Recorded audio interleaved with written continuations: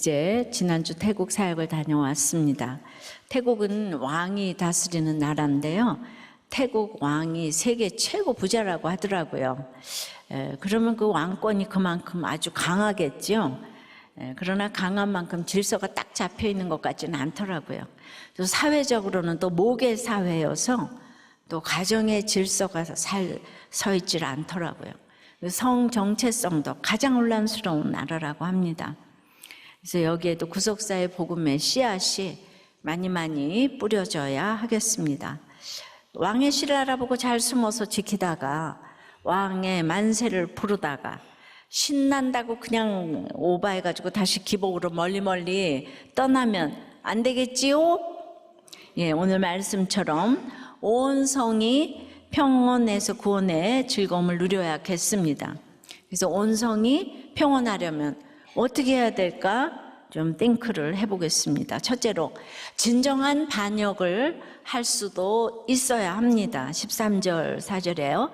아달랴가 호위병과 백성의 소리를 듣고 여호와의 성전에 들어가 백성에게 이르러 보매 왕이 규례대로 단위에 섰고 장관들과 나팔수가 왕의 곁에 모셔 섰으며 온 백성이 즐거워하여 나팔을 부는지라 아달랴가 옷을 찢으며 외치되 반역이로다 반역이로다 하며 자, 하나 남은 왕의 씨 요아스는 6년 동안 숨어 있다가 이제 왕위에 올랐어요. 요야다는 제사장으로서 아달랴가 다윗 왕가의 자손들을 다 죽이고 왕이 된 것이 하나님의 뜻이 아님을 알고 있어요. 근데 그렇다고 그때 바로 반기를 들고 싸웠을 수도 있잖아요. 그랬다면 살기 등등했던 아달랴에 의해서 요아스도 죽었을 거고 여호세바와 여호야다까지 모두 죽임을 당했을 것이에요. 그래서 십자가는 지혜고 지혜는 타이밍인 거예요. 나의 혈기로 이를 그르치면 안 됩니다. 우리 수요일 설교하셨던 초원님은 항상 웃었기에 그게 성품이었어도 손해본 일은 없는 것 같다고 하셨어요. 여러분 제발 좀 웃으세요. 아주 여러분들 화내서 무서워 죽겠네. 좀 정말 웃으세요. 드디어 백성이 왕의 만세를 외쳤어요. 만세 만세 요아스 왕 만세 박수를 치며 외쳤습니다. 이 만세 소리가 아달랴에게 들렸습니다. 아달랴가 깜짝 놀라서 만세? 만세라니 이게 도대체 뭔 일이야? 그러니까 소리가 나는 쪽을 향해 당장 달려나갔습니다. 그런데 만세 소리가 나는 곳이 여호와의 성전인 거예요. 바알 숭배자 아달랴가 가기도 보기도 싫어하고 무시하는 장소인 거예요. 아달랴에게는 자기가 좋아하는 바알의 집이 있잖아요. 그러니 여호와의 집에는 평소 들어갈 일도 들어갈 필요도 들어갈 마음도 없었어요. 우리도 교회를 유난히 싫어하는 사람 중에도 이런 바알 숭배자들이 있을까요? 하지만 이번에는 그 성전에 들어가야만 했어요. 지금 이 나라의 왕은 자기잖아요. 그런데 자기 없이 성전에서 왕의 만세를 시끄럽게 외치니까 무시하고 지나칠 수가 없었던 거예요. 들어갔더니 기가 막힌 장면이 펼쳐집니다. 예상대로 사람들이 성전 한가득 모여 있어요. 그런데 아달랴 눈에 가장 먼저 들어온 사람이 누구입니까? 왕이에요. 그것도 7살짜리 꼬마인 거예요. 그러니까 머리보다도 한참 큰 왕관을 쓰고 있어요. 그런데 이 할머니가 손자를 보고 저게 도대체 누구지? 이런 거죠, 지금. 그 꼬마 곁을 장관들과 나팔수들이 둘러싸고 있습니다. 그리고 온 백성이 그 앞에 있는데요. 백성들이 박수치고 만세 부르고 아주 신이 났습니다. 그래서 한 단어로 즐거워한다고 말해요. 아달랴는 이렇게 멀리서 듣던 소리를 현장에 와서 눈으로 직접 봅니다. 그러자 속이 뒤집혔어요. 주체할 수 없는 화가 올라와서 옷을 박박 찢었습니다. 체면 같은 거 지금 하나도 중요하지 않아요. 그리고는 반역이로다 반역이로다 소리를 지릅니다. 전도대에 와서 다들 즐거워하는데 혼자만 반역이로다를 외친 분이 혹시 계세요? 아달랴가 반역을 외치는데 온 국민은 그 반역을 즐거워해요. 근데 서로가 반역이라고 하는데 반역이 일어날 때는 대부분은 깨지고 갈라지고 하는데 이 반역은 온 국민이 즐거워하는 반역이라고 하네요. 근데 아달랴는 혼자만 괴롭고 분이 나는 거예요. 그럼 모두가 즐거워하는데 이게 나만 반역이라고 생각하는 게 없을까요? 나만 부들부들 떨고 있다면 그건 내가 좀 틀린 게 아닌가 생각을 좀 해볼 수 있어야 돼요. 그러니까 이 아달랴를 여호야다가 그대로 놔두지 않아요. 15절 16절입니다. 제사장 여호야다가 군대를 거느린 백부장들에게 명령하여 이르되 그를 대열 밖으로 몰아내라. 그를 따르는 자는 모두 칼로 죽이라 하니 제사장의 이 말은 여호와의 성전에서는 그를 죽이지 말라 함이라. 이에 그의 길을 열어주매 그가 왕궁의 말이 닿는 길로 가다가 거기서 죽임을 당하였더라. 그동안 숨죽이고 있다가 이제 지금 여호야다가 분연히 일어날 때인데 그래도 이 개혁을 반역의 개혁을 하면서 하나님의 법을 끝까지 지킵니다. 성전에서는 사람을 죽이지 말라는 거예요. 아달랴는 이 성전에서 죽을 자격도 없어요. 급하게 내열기로 사람을 난도질하면 안 되고 아달랴보다는 그를 따르는 자를 먼저 죽이라고 합니다. 어떤 때는 괴수부터 어떤 때는 졸개부터 죽여야 할 때가 달라요. 항상 예수 믿는 사람은 결과가 아니라 과정이 중요한데요. 16절에 그의 길을 열어주매라고 했는데요. 원어를 그대로 옮기면 그를 손으로 잡고 해요.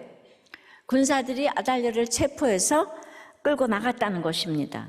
그리고는 왕궁의 말이 다니는 길에서 처형을 합니다. 왕실 마구간 길 앞에서 죽었다는 거예요. 이 왕궁의 말이라고 해도 말은 말이죠. 냄새나고 지저분한 우리입니다. 사실 수치스러운 처형을 당했지만은 어쨌든 그 당시 교통수단이 말이잖아요, 그죠? 그러니까 아달랴도 성전은 걸어서 들어가야 되는데, 뭐 끌고 가기도 했지만 지금으로 말하면 벤츠 타고 성전에서 못 죽고 마문에서 죽었네요. 벤츠 타고. 네. 뭔 말인지 하나도 몰라요. 들어두세요, 그냥. 아달랴는 자신 유다 땅의 주인이요 솔로몬 왕궁의 임자라고 여겼어요. 하지만 그 자리는 그의 것이 아니었어요. 그는 왕의 씨가 아니었어요. 그가 있어야 할 자리는 그냥 말이 다니는 길이었어요. 칼이 번쩍이는 처형장이 아합의 집에 마지막 남은 한 명인 아달랴가 있어야 할 자리였어요. 아합 가문이 이제 싹쓸이해서 아달랴만 죽으면 이제 끝나는 거예요. 이 사단의 괴수가 이제 마지막 유다까지 와서 유다를 멸망시키려고 했는데 아달랴는 왜 이처럼 자기가 있어야 할 자리를 몰라서 회개도 안 하고 오히려 왕의 씨를 진멸하는 악을 저지르다가 비참한 죽임을 당했을까요? 다윗은 하나님의 집인 성전을 정말 뜨겁게 사랑했어요. 어디를 봐도 하나님을 사모했기 때문인데요. 아달랴는 예수 믿는 이 나라에서 다윗과 정반대인 거예요. 자기에게 반기를 든 반역의 소리를 듣고서야 비로소 성전 안에 들어가요. 그런데 성전에 가득한 즐거움에 전혀 녹아들지 못하는 거예요. 오히려 그 즐거움을 반역이라고 소리치는 거예요. 성전과 전혀 어울리지 못하는 모습입니다. 성전에서 기뻐하고 즐거워하는 성도들과 전혀 하나가 되지 못하는 거예요. 그러니까 온 속이 평온할 때도 혼자 속이 시끄러워서 괴로워요. 지금 이 순간이라도 회개하면 되는데 요아스를 못 알아봐요. 요아스를 무시하고 있어요. 이것이 슬픔이고 비극입니다. 이제 마지막까지 기회를 줬지만 이 아달랴를 이제는 처형을 해야 되는 거예요. 이럴 때 이렇게 잔인하다, 구속사가 안 들리면 어떻게 죽이라 그러지? 제사장이 이러면서 그러면 안 됩니다. 이게 말씀이 안 들리는 거예요. 무서워서 6년을 잘 순종하지만 7년째에는 아달랴를 반역할 수 있어야 되는 거예요. 내가 이렇게 큐티하는 사람들의 그 맹점이 구속사를 듣기만 하면 갑자기 내가 아주 말씀으로 교양이 있어 보이는 거죠. 근데 잘못하면 믿음 없이 구원의 확신 없이 이렇게 교양 타령하다가 이제 이게 말씀의 칼이 돼서 남들을 찌르게 되고 반대로 우리는 순종해야 돼. 질서에 대한 순종. 이러면서 또 배우자에게 순종해서 적극적으로 하는 게 아무것도 없을 수 있어요. 이렇게 6년이 지나고 7년 만에 여호야다처럼 이런 반역도 할 수 있어야 돼요. 평생 예수 믿으면서 이런 혈전이 없으면 내가 적용을 하나도 안 한다는 뜻이에요. 제가 하늘이 열리고 남편이나 시댁에 네네네네 하다가 그게 구원 때문에 순종한 거지. 내가 인생의 목적이 행복이면 여러분들이 이런 그 반역을 할 수가 없는 거예요. 근데 내가 예수를 믿고 나니까 이렇게 큰 소리를 쳤어요. 내가 장로 집에 시집을 왔는데 왜 교회를 못 가냐? 그리고 이제부터 교회를 가겠다. 그리고 이제 나한테 뭐라 그러면은 내가 당신이 교회를 안 가면 이제 나는 이혼이다. 그게 뭘 잘못 먹었나? 그냥 네네네네 하는 거는 구원 때문에 하는 거. 그래서 나한테 잘못을 했을 때 성경책에다가 교회를 가겠음 하고 우리 남편이 이름을 딱 썼어요. 성경책에다 빨리 사인하라고. 이거 안 하면 난 이혼, 옛날에 이혼할까봐 덜덜덜덜 떨다가 교회 안 가면 이혼이야. 이게 진정한 반역이에요. 아셨어요? 그러니까 저에게는 이런 적용이, 그래서 남편이 이제 고온됐잖아요. 그리고 이 무서운 적용이 큐티 선교회나 교회라고 할 수 있어요. 왜냐하면 이건 너무 안 하고 싶은데 적용 때문에 하는 건데 세속사로 생각하면 제가 교회를 왜 하고 싶겠어요? 큐티 선교회 창립하는 날 본문이 엘리 제사장이 목이 부러져서 죽었대요. 근데 그거는 이제 어린 사무엘이 등극하니까 사무엘아 네가 어떤 여호와의 말씀이 임했잖아요. 말씀 시대가 돌입했다는 거예요. 그러니까 여러분들 아무리 개떡 같은 본문이 나와도 우리 구속사는 찰떡같이 해석을 하는 것이기 때문에 큐티를 하면서 어떤 본문도 나에게 나쁜 본문은 없어요. 여리고 기생 라합처럼 내가 개혁의 길목을 열겠다고 개척의 변을 넣고 교회를 개척했는데요. 그거는 이제 6년을 숨지고 있다가 이제 온 백성이 즐거워한다고 했는데 저한테도 가리 공동체, 호위병 공동체가 좀 생긴 것 같은 말씀의 공감대가 생겨서 이제 개척을 하게 된 거죠. 그러니까 남편과 살 때는 할 수 있는 일도 다 남편 뒤에 숨어가지고 아유 못해요. 우리 남편 때문에 못해요. 이랬는데 내가 혼자가 되니까 이제 나한테 책임을 물으시잖아요. 그러니까 평신도가 이만하면 되지 뭘 더 해요 할 수 있었지만은 그게 여호야다의 마음이 이해가 되는 거예요. 하나님 저한테 사명을 주셨기 때문에.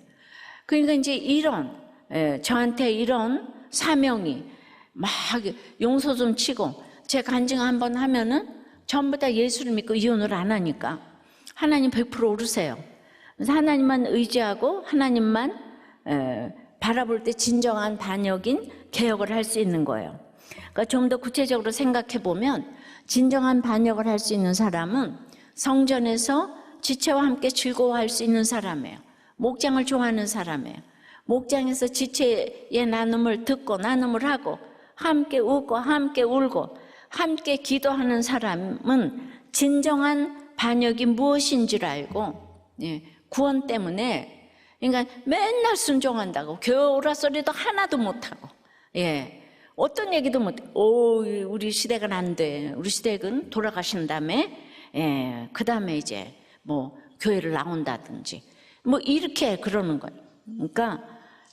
그러니까 이거를 우리가 이제 공동체에서 반역, 진정한 반역을 할 수 있도록 적용을 알려주고 서로 할 때 온성이 평온할 수 있는 것입니다. 왜냐하면 이 무서운 여호야다가 이 아달랴를 죽여야 되는데 얼마나 무서웠겠어요. 인간적으로 할 수 있는 게 아니에요. 그래서 이제 저 한 사람이 이거 적용을 해서 큐티 선교를 하고 교회를 개척해서 여러분의 가정이 평온해진 집이 너무 많잖아요. 여러분 한 사람도 다 마찬가지예요. 그렇게 할 수 있어요. 그렇게 세워진 큐티산 교회나 우리들 교회는 하고 보니까 저는 이 세상에서 이처럼 좋은 곳이 없는 것 같아요. 교회 올 때마다 설레고 도피성이고 안식처인 줄 믿습니다. 예. 근데 온라인 예배 드리는 분은 이렇게 하면서 도피성이 되는 게 아니에요. 이게 너무 설렘인데, 아니 애인을 만나도 이러고 집에서 소파 막 우리가 설레고 만나러 나와야 되잖아요. 예, 저는 그냥 이 교회를 하면서 하루도 그런 마음을 안 가진 적이 없어요. 예, 어떻게 자기 교회를 저렇게 자랑을 하나. 예, 근데 그런 차원이 아닌 것 같아요. 제가 이 교회를 좋아하는 거는 얼마나 힘들게 적용을 놓고 일로 왔기 때문에, 예, 적용 질문이에요. 여러분은 순종 자체가 우상이에요? 때가 참에 구원을 위해 반역도 할 수 있나요? 예, 여러분은 예배의 자리가 즐겁고 목장이 기다려집니까? 아니면 늘 큰 목장에서 이 즐거움에 녹아들지 못하고 나에게 반역이로다만 외치고 있습니까? 나한테 어떻게 그럴 수가 있어요? 여기는 목장이 다 틀렸어, 맨날. 예, 어쩌다가 한 번은 모르겠지만 날마다 그러면 그 이상한 거예요, 그죠? 예, 우리는 온 성이 평안해야 될 이런 사명이 있습니다. 예.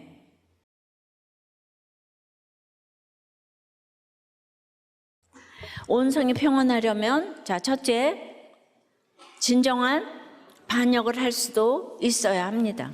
예, 둘째는 언약을 세워야 돼요. 예, 하나님과 우리 모두가 서로 언약을 세워야 돼요. 17절이에요. 여호야다가 왕과 백성에게 여호와와 언약을 맺어 여호와의 백성이 되게 하고 왕과 백성 사이에도 언약을 세우게 하며, 여호야다가 처음 한 일은 이제 반역을 해서 개혁으로 세워졌으니 세워질 때도 왕도 백성도 다 하나님과 언약을 했습니다. 하나님과 언약을 해야 이 관계가 잘 갑니다. 결혼할 때도 신랑도 신부도 하나님과 언약하고 이 둘 사이에 하나님이 삼자로 계셔야 되는 거예요. 둘만 언약하면 뒤뚱뒤뚱 할 수밖에 없어요. 하나님과의 언약으로 삼각형의 안정적인 관계가 됩니다. 예, 부부싸움도 둘이 방구석에서 둘이 쳐다보고 절대로 싸우면 안 돼요. 정 싸우고 싶으면은 밖에 나와서 산을 보고 싸워요. 그럼 삼각형이 되지 않아요. 예, 그 증인이 있잖아요. 예, 믿음이 없는 사람도 싸우려면 밖에 나가서 산을 보고 싸우고. 근데 우리는 목장이 있잖아요, 그죠? 예. 제가 예전에 장로님 아들의 재혼을 주례를 했는데, 장로님 아들인데도 재혼하면서 또 안 믿는 색시하고 결혼을 하겠다고 그랬어요. 그래서 결혼하려면 세례를 받아야 된다고. 예. 근데 제가 그날 강조한 것이 신랑 신부가 서로가 하나님과 1대1 관계가 될 때 부부가 온전해지는 거지. 예. 근데 실패했는데 이제 또 실패하면 어떻게 하려고 이제 또 안 믿는 사람이랑 하냐. 그러면서 그 유명한 그 당시 최진실 조성민이 사랑 고백을 했던 걸 읽어줬어요. 세상에 그렇게 감사장을 쓰고 내 남편 영원히 사랑해요 하면서 고백을 했는데, 여러분 그러니까 사람의 사랑 고백은 사실 믿을 게 못 되는 거예요. 내가 수십 년의 상담의 통계를 알려드린다면은 남편이 그렇게 사랑한다고 고백하는 사람이 바람을 다 피우더라고요. 예. 한 번도 사랑한다는 말 안 하면 바람은 안 피우대요. 저희 남편. 예. 그러면 여러분은 나는 바람을 피워도 그 사랑 고백을 한번 받고 죽겠어 이러는 분 있죠. 예. 참 공평하다는 생각이 드는데요. 어떤 드라마를 보니까 남편이 얼마나 쪼잔한지, 예, 바람은 안 피우지만은 휴지를 사면, 예, 휴지를 왜 사냐고, 내가 회사에서 가져올 건데, 그러면서 회사에서 휴지 훔쳐오고 뭐든지 세일할 때 사고, 애들도 다 얻어 입히고 책도 수련장도 사면 안 되고, 또 그런 걸 이렇게 만날 때마다 주는 친구가 있어요. 근데 그 친구에게 점심을 한번 사준다면서 패스트푸드점에 가서 이제 할인 쿠폰을 딱 내밀었더니 점원이 할인은 테이블당 하나만 된다. 그러니까 이 남편이 그 친구에게 난 옆에 테이블 가서 앉아 있을 테니까 아주 이 아끼는 건 너무 가상합니다. 예, 이런 사람도 참 대단한 사람이에요. 이 돈이 아까서 이런 사람 다 바람 안 피우지요. 근데 여러분 그런 남편하고 살면 좋겠냐고요. 예. 그러면 여기서 물어보겠어요. 바람 피우는 남편이 좋아요? 쪼잔한 남편이 좋아요? 어떤 남편이 좋아요? 예? 바람 피우는 남편이 좋아요? 손 들어봐. 바람 피우는 남편, 손 들어봐. 쪼잔한 남편. 예. 그러니까 우리는 인생의 결정을 못 하는 거예요, 이렇게. 근데 요는 다 둘 중 하나라는 거예요. 예. 그러니까 바람 피는 사람들은 기마이가 좋아서 말마다 카드빚이나 지고 댕기고, 그러니까 죄가 많으니까 집에 와서는 날마다 사랑한다고 이제 그러는 거죠. 그냥 마음이 좋아요. 그리고 대책이 없어요. 그럼 여러분들은 왜 둘 다 갖춘 사람이 없겠어요? 이러지만은 있죠. 이세벨 아달랴 남편은 예, 돈도 잘 벌고 화장품 몹도 다 잘 사줄 텐데 예, 그러겠지요. 둘 다 갖췄죠. 그러니까 아달랴는 사단의 괴수잖아요. 그런 사람이 예수 안 믿죠. 아달랴는 성전에 안 들어오잖아요. 그죠? 예. 그러니까 이제 예수를 믿으려면은 바람을 피우거나 카드빚을 지거나 한쪽에서는 휴지를 훔쳐오거나 이래야 예수 믿을 확률이 있고, 완벽한 사람은 다 멀리 갔더니가 되는 거예요. 아달랴는 성전에 절대로 안 들어오는 거예요. 예, 안 들어와요. 자기가 잘났기 때문에. 근데 우리는 아달랴를 너무 원하는 거예요, 지금. 그래서 인생이 슬퍼요. 어떻게 적용해야 될까요? 그러니까 이제 결혼 전에는 그러니까 언약을 세우고 예, 믿음으로 결혼을 했다면 바람을 피워도 쪼잔해도 감사할 것밖에 없는 거예요. 제가 이제 이 결혼 얘기를 늘 물어보면서 여러분들하고 늘 나눔을 들어보면 여러분들은 그렇게 비가 오면 생각나는 사람들이 많더라고요. 그래가지고 뭐만 하면 난 옛날에 누구를 만났고 함께 어디를 갔고 무슨 노래를 들으면서 누가 나를 쫓아왔는데 내가 지금 이러고 산다. 맨날. 근데 그런 환상에서 좀 깨어나시라고요. 다 똑같고요. 옛날 만났던 남자, 여자, 친구들도 다 어디 가서 지금 우리 남편하고 여편네하고 똑같은 짓을 하고 있을 거란 말이에요. 환상은 깨라고 있는 거예요. 아셨어요? 남편이니까 여편네. 남편네는 좀 이상하고 여편네. 예. 자, 그러니까 여기에서 이 결혼에서 제일 중요한 건 언약을 세우는 거예요. 지금부터라도 환상을 버리고 예수 믿게 하기 위한 소원만을 가지고 가야 합니다. 뭐 바람을 피우거나 쪼잔하거나 하나님의 훈련으로 받아야 해요. 예. 가나안 농고등학교는 목욕할 때 남자는 비누칠 3번만 하고 여자는 4번만 해야 된다고. 새벽은 5시부터 일어나야 되고. 그러니까 너무 그런 힘든 게 훈련이 되면은 남을 돕게 되잖아요.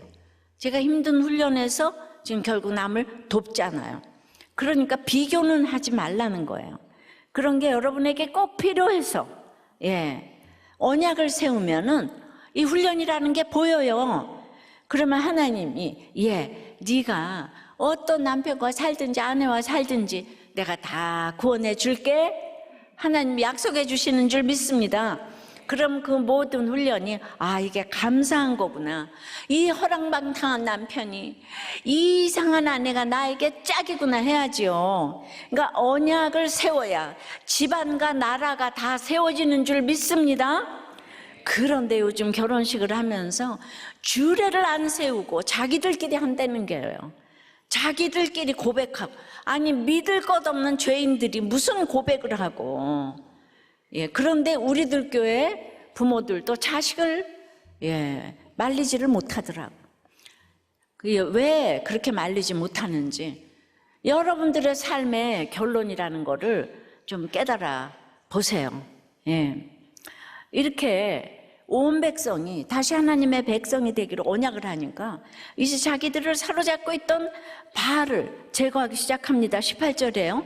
온 백성이 바알의 신당으로 가서 그 신당을 허물고 그 제단들과 우상들을 철저히 깨뜨리고 그 제단 앞에서 바알의 제사장 맏단을 죽이니라. 그렇게 이제 늘 하나님과 언약을 세우고 백성들과 언약을 세우고, 이게 이제 큐티죠, 그죠? 언약을 세우면 온 국민이 자발적으로 바알의 당을 깨뜨려요.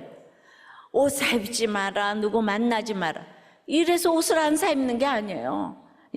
성경을 읽고 자발적으로 바알의 당을 회파하는 거예요. 이게 자발적으로 하는 게 제일 무서운 거죠. 우리가 숨어 있을 수밖에 없게 하는 무서운 아달랴가 없어진 것은 주님이 우리에게 베푸신 구원을 상징해요. 그럼 아달랴가 죽자마자 여호야다가 한 일은 구원받은 우리가 그 다음에 무엇을 힘써야 하는지 보여주는 거예요. 구원받았으면 이제 마음대로 살라가 아닌 거예요.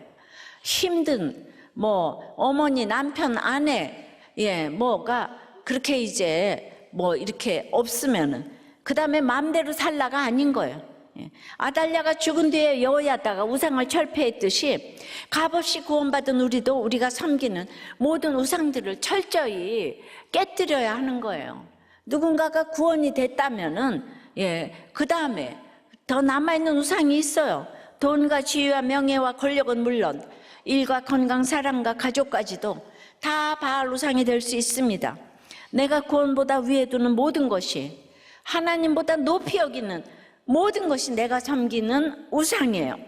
이 우상을 내 마음 왕자에서 끌어내리는 싸움을 우리가 날마다, 매 순간마다 해야 합니다. 근데 겉으로 눈에 보이는 우상을 아무리 철저히 깨뜨려도 내 안에 또알이 틀고 있는 이 기복적인 욕심, 큐티를 해도 이 기복적인 욕심 때문에 안 되는 거예요. 아주 기복이 또아리를 틀고 있어요. 그래서 큐티를 해도 되는 게 없네. 이게 입에 여러분들이 나오는 거예요. 그래서 이제 이 기복적인 욕심을 죽여야 되는 거예요. 이게 바알의 제사장 맏단을 죽이는 거예요. 다 우상을 깨뜨려도 그걸 총괄하는 제사장 맏단. 근데 맏단이 선물이란 뜻인 거예요. 아달랴가 왕노릇하던 6년 동안 주로 했던 일이 뭐겠어요? 바알을 믿어야 인생의 선물이 생긴다. 바알을 믿어야 인생의 선물이 생긴다고 가르쳤을 거 아니에요. 이름도 선물인 바알 제사장을 내세워서 말이죠. 선물 안 좋아하는 사람이 어디 있어요? 그러니까 맏단의 영향력이 굉장했을 거예요. 그래서 온 백성은 바알 신당과 우상을 다 제거한 다음 바알 제사장 맏단을 처형합니다. 우상을 철저히 죽이는 일은 결국 하나님보다 세상 선물을 더 좋아하는 그 욕심을 죽이는 데까지 나아가야 하는 거예요. 근데 보이는 선물 다 좋아요. 학력, 스펙, 성공, 건강, 그 보이는 거. 큐티에서 그거가 빨리 안 생기면 해도 되는 게 없네, 이러는 거예요. 그렇게 제사장 맏단, 아주 보이는 선물을 우리는 몸부림치게 좋아하는 거예요. 근데 우리 시댁이나 남편은 선물 문화가 아니에요. 나는 시댁이나 남편이 내 생일을 챙겨준 적이 없어요. 그것조차 목회하는데 큰 도움이 되는 것 같아요. 하여튼 이 세상은 선물로 마음을 얻고 결혼기념일 선물 안 해줬다고 베란다에서 뛰어내린 아내도 있더라고요. 그러니까 여러분 아무리 이뻐서 결혼하면 뭐해? 이 가치관이 이렇게 다른데. 하여튼 믿음 없으면 그 다음에 매개체 하나님이 없고 언약이 없으니까 중재가 안 되는 거예요. 중재가. 그러니까 한번 맞고 외도하고 이러면 이혼 이러는 거죠. 이것이 정말 맏단의 영향력이에요. 근데 이 세상은 다 선물을 주기 위해서 공부하고 직장 가고 취직하고 성공하고 이게 맏단이 딱 들어와 있는 거예요. 그건 안 하면 큰일 나는 것처럼 다 선물에 목숨을 걸어요. 그런데 큐티를 하니까 우리 집 사람이 그렇게 사치했는데 저절로 안 사입더라고요. 그러니까 말씀을 보면 자기네들이 우상을 깨뜨린다는 거예요. 그러니까 우리 아이들도, 우리 다음 세대 아이들도 말씀을 가르치면 자기들의 우상인 방탄 이런 걸 다 깨뜨리는 거예요. BTS 아시죠?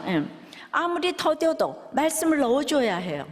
예, 그러니까 큐티 선교회나 우리도 교회가 각각 다 말씀을 보니까 전도해라, 뭐 버려라, 뭐 안 해도 온몸으로 전도하고 그것이 사명이라는 거를 본인들이 머리부터 발끝까지 깨달아요. 그러니까 말씀 있는데 뭘 하라 말라 해요. 내가 살아나니까 다 같이 살자가 되는 거예요. 왜냐하면 내가 구원을 받아보니까 나 한편을 살려야 되겠는 거예요. 내가 살아나니까. 막 나를 때렸던 남편을 살려야 돼. 살려 있는 정도가 아니고 목숨을 걸었잖아요. 그래서 기도하다 보니까 이렇게 지경이 넓어졌어요. 예. 여호와의 전을 수직하게 되니까 저절로 전심이 있게 되고요. 내 욕심을 드러내 죽일 수 있게 해주는 것은 오직 하나님 말씀밖에 없어요. 말씀으로 날마다 회개하지 않으면, 언약을 날마다 이렇게 우리 상기하지 않으면 어느덧 신당을 쌓아 올리고 또 우상을 세우는 게 우리 인간의 모습입니다. 칼빈도 우리 마음 자체가 우상 공장이라고 했어요. 그러니까 우리는 우상 공장장이다 이 말이에요. 그래서 내 안에 가득한 욕심을 죽여야 하는데, 이 세상 선물 보이는 거 이거 좋아하는 욕심을 죽여야 돼요. 예, 인생의 목적을 세상 행복이 아닌 거룩에 둬야 합니다. 근데 인간이 만든 우상을 물리치는 것은 내가 하나님의 창조물이라는 이 인식을 날마다 해야 되잖아요. 그거 어디서 해요? 예, 그러니까 특히 큐티를 해야 되는데, 그것도 구속사적 큐티가 이 창조를 이뤄가는 것이 맞아요. 그래서 큐티, 우리는 창조라 그러면 우리는 큐티합니다, 이런 걸 얘기했잖아요. 창조를 알아야 큐티도 제대로 알고 언약의 하나님을 알고, 그래야 온 성이 평안할 수 있는 줄 믿습니다. 근데 지난주에 이제 이 부목자 모임에서 큐티를 하고 있는가에 대한 이 질문에 답을 들었는데, 자, 이름은 발표하지 않겠어요. 저는 큐티를 거의 안 하고 있어요. 예. 그 다음에 지금 아이가 셋이다 보니까 지금 당장 눈앞에 벌어지는 일들이 많다 보니까 큐티를 할 생각이 전혀 들지 않는, 왜 전혀라는 말이 꽂혔어요. 전혀. 예. 그리고 내가 교회 열심히 다녀도 크게 변화되는 모습도 없는 것 같고, 그러니까 굳이 내가 이걸 할 필요가 있나? 이래서 안 한대. 또 한 분은, 저는 일주일에 한 번 하는데 목장이 있는 날만 해요. 힘든 목원들이 생각나서요.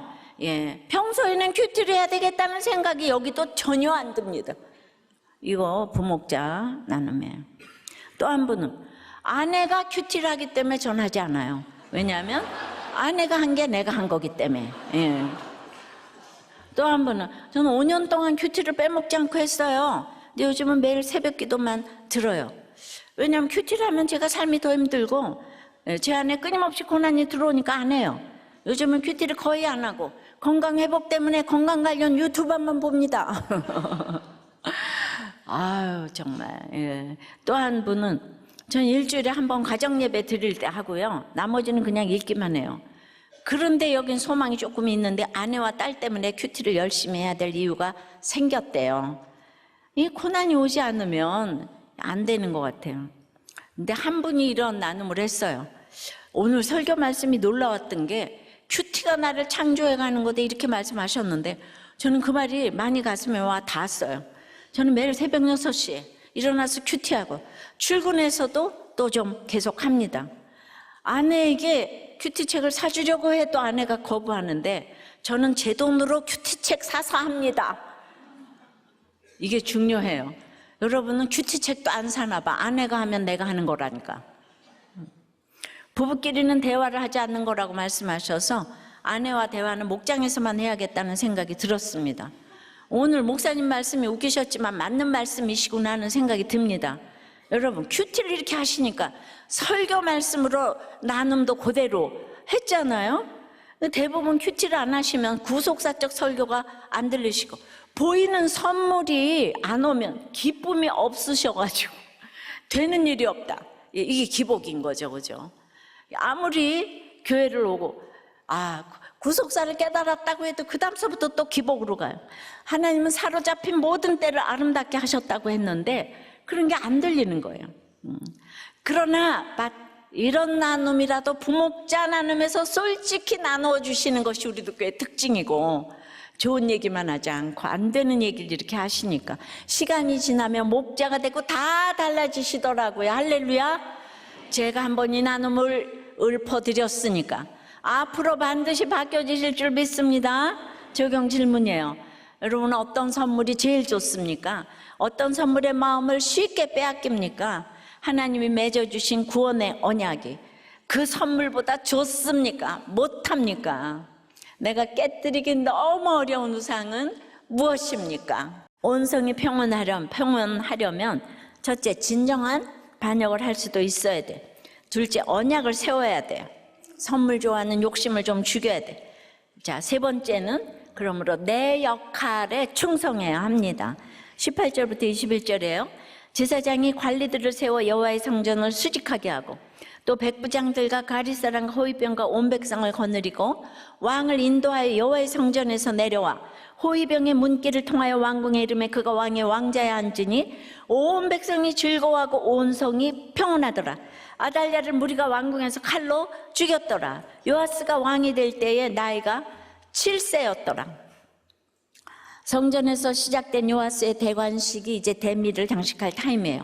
아달랴에게 빼앗겼던 왕의 자리를 이제 다윗의 후손이 다시 이제 찾아야 해요.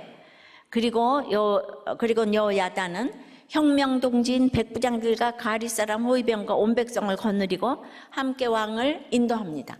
이 중차대한 일을 천부장, 대단한 사람이 하는 게 아니고 그 가리사람 이방인 호위병, 얼마나 대단한지 그 아버지 이름이 다 기록됐잖아요. 이런 사람이 주례를 하는 거예요. 가정마다 왕자를 차지하고 있는 아달랴가 있죠. 그 아달랴가 할머니, 할아버지, 남편, 아내, 부모, 자녀일 때가 있어요. 그래서 우리는 그들 때문에 힘들어하고 그들을 끌어내지 못해서 살 수가 없어요. 내가 저기 앉아야 하는데 이러면서 다들 가정을 떠날 생각을 하는 거예요. 근데 사실 그 자리에 앉아있는 사람은 누군가가 써준 각본대로 움직이는 허수아비에 불과해요. 따지고 보면 그를 미워하는 나도 마찬가지고요. 결국 나나 그나 죄와 사탄이 역사하는 대로 그 허수아비에 의해 움직이는 비참한 노예일 뿐입니다. 그런 줄도 모르고 왕자에 앉아 권세를 휘두르는 아달랴가 있고 그 권세 아래 괴로워하는 내가 있는 거예요. 똑같은 거예요. 미워하면 똑같은 거예요. 이 지옥 같은 집구석을 회복시킬 길은 예수님이 들어오시는 것밖에 없어요. 예수님이 우리 가정 왕자에 좌정하셔야 됩니다. 내 인생의 왕자에 예수님을 먼저 모신 우리가 백부장이 되고 가리 사람이 되고 호위병이 되고 온 백성이 되어서 예수님을 우리 가정으로 인도해야 돼요. 그러니까 이제 다른 사람이 무시하는 사람, 이런 사람이 찬란하게 올라가잖아요. 그죠? 그럴수록 그렇게 하도록 왕노릇 하실 수 있도록 예수님이 내 역할, 내 사명을 다해야 합니다. 나 혼자 되는 건 없어요. 이 모든 사람, 가리 공동체 함께 수고합니다. 그랬더니 성중이 평온해졌어요. 자, 이 집이 얼마나 콩가루 집안이에요. 다 서로 죽고 죽였잖아요. 집안으로 치자면 우리 할머니가 손주들을 다 죽였어. 이게 오픈할 수 있는 이야기예요. 사업 차질이 하려고 엄마가 애들 다 내쳤어.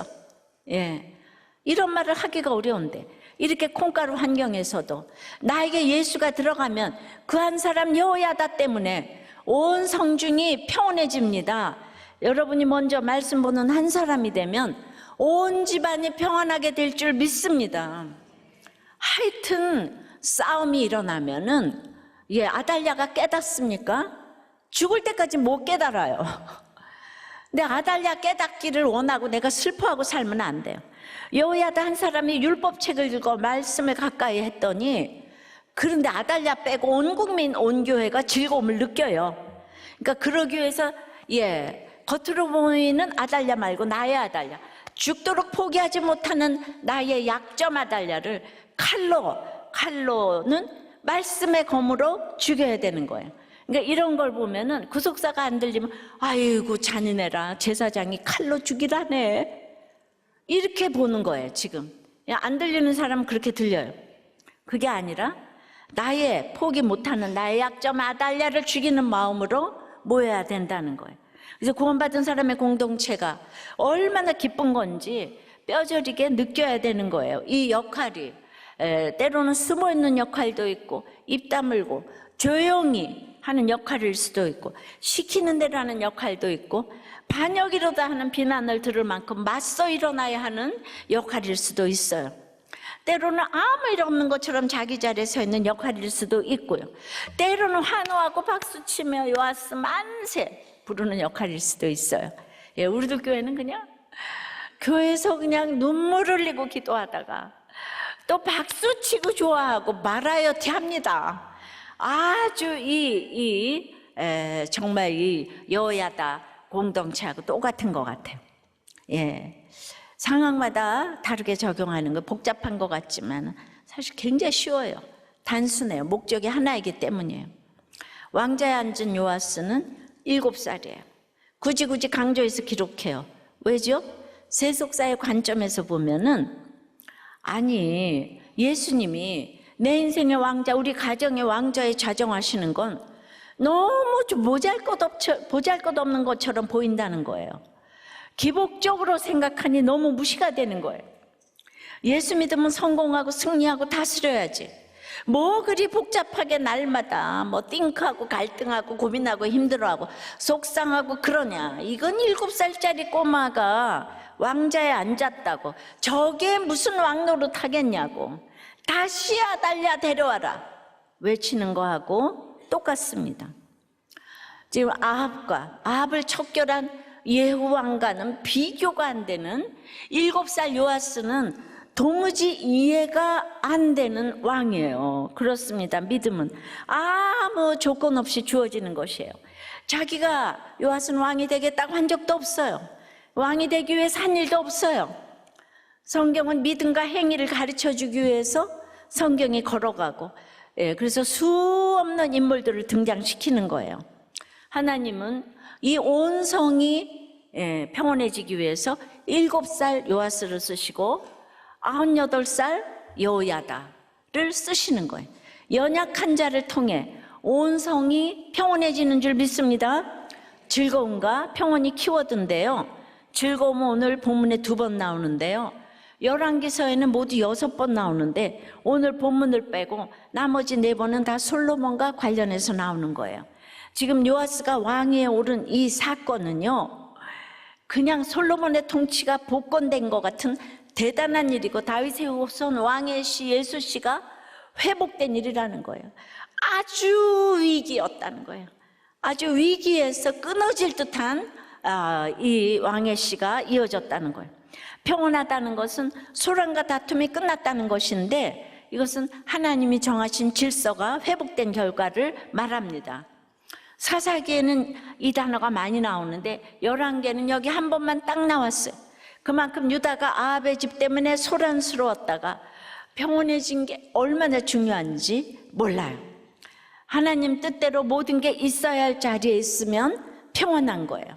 아내의 자리, 남편의 자리 다 각자 자기 자리에 있는 게 얼마나 쉽지만 어려운지 몰라요. 하나님의 통치에 복종할 때 평온할 수 있습니다. 시아버지하고 동침한 유다가 행위가 완전한 요셉보다 평온해요. 유다는 그 죄로 회개하고 평온하지만 요셉은 회개할 게 없으니 마지막 말이 자식을 어긋맡겨 축복한 아버지 야곱을 기뻐하니 했다로 끝나고 있어요. 아달랴 밑에서는 즐거움도 평온도 없습니다. 근데 이 7살짜리 요아스가 왕자에 앉으니 즐거움과 평온이 옵니다. 요아스가 대단해서가 아니죠. 그가 왕의 씨이기 때문이에요. 예수님이 이 땅에 오시는 길이 회복된 길이기 때문입니다. 적용 질문이에요. 우리 가정의 왕자에는 누가 앉아 있습니까?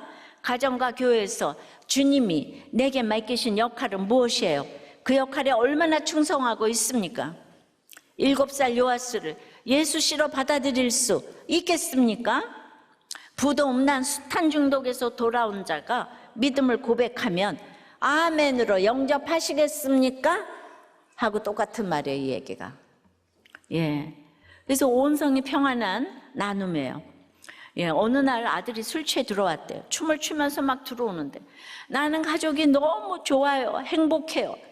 그 이유가 부모님이 교회 열심히 다니면서 자기에게 굉장히 영향을 끼쳤고, 특별히 아버지가 망했기에 더 좋은 것 같다. 아버지가 돈 많이 벌었으면 내가 나쁜 쪽으로 갈 수 있었는데 내가 아버지가 망해서 나쁜 길로 안 가는 것 같다고. 아유, 할렐루야. 하나님이 저의 고난을 알아주시는 것 같았어요. 딸도 우울과 이혼으로 돌아왔지만 우리들 교회 붙어만 있었더니 지체가 생기고 마음의 문을 열더니 지금의 남편을 만나서 살고 있어요. 며느리와 사위와 손자가 생기게 하셨습니다. 상대가 보는 것을 그대로 인정하는 게 중요한 것 같아요. 근데 다 인정하는데 저는 아내를 인정하는 게 참 힘든 것 같아요. 왜냐하면 우리 아내는 들어가면서 신발 정리를 안 해요. 왜냐하면 내일 신을 건데 왜 하냐고 그런데요. 그런데 저는 들어가면서 정리하는데, 그런데 그것도 안에 있는 모습을 그대로 인정하면서 이제 간다는 거예요. 이것이 온성이 평안한 비결 아닐까요?